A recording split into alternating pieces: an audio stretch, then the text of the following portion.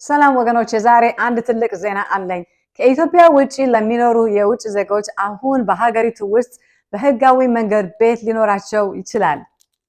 ፓርላማው የአሜሪካን $150,000 ለውጭ ዜጎች የባለቤትነት ገደብ አጸደቀ። ሰኔ 24 ቀን የኢትዮጵያ ፓርላማ የውጭ ዜጎች የመኖሪያ ቤት እንዲገዙ የሚፈቅደውን አስደናቂ ህግ አጽድቋል። ይህ ቀደም ሲል በሀገሪቱ ጥብቅ የመሬት ፖሊሲዎች የተከለከለ ነገር ነበረ። ግን ሚስጥር አለው። ብቁ ለመሆን ንብረቱ ቢያንስ $150,000 መተመን አለበት እና ልክ እንደ በፊቱ መሬቱ የመንግስት ሆኖ ይቆያል። የውጭ ዜጎቹ የህንፃው ባለቤት ሊሆኑ ይችላሉ። ይህ እርምጃ በጠቅላይ ሚኒስትር አብይ አህመድ መንግስት ኢኮኖሚውን ለመክፈት የሚያደርገው ሰፊ ግፊት አካል ነው። ይህም ከቅርብ ጊዜ ወዲህ የቴሌኮም እና የባንክ ሴክተሮች ነፃ መውጣታቸውን ተከትለው ነው። ነገር ግን ሁሉም ይህንን ሐሳብ አይደግፉትም። የህግ አውጪዎቹ $150,000 ገደብ በጣም ዝቅተኛ ሊሆን እንደሚችል ስጋታቸውን አንስተዋል።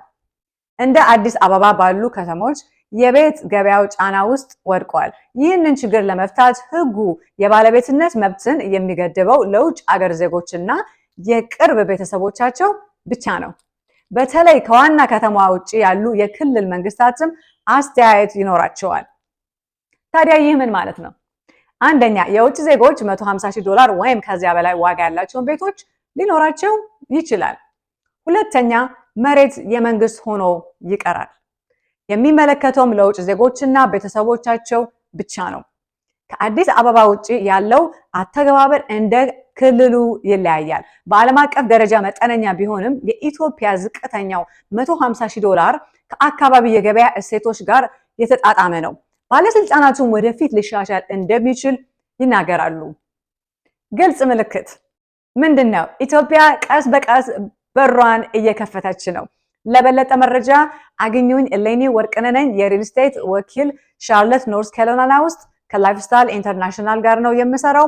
ይሄንን ፔጅ ወይ ይሄንን ፖስት ሪፖስት አድርጉልኝ።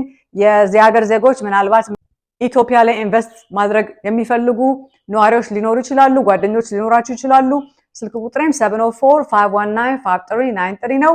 ሌላ ጥሩ ዜና ይዤላችሁ እስክመጣ ድረስ መልካም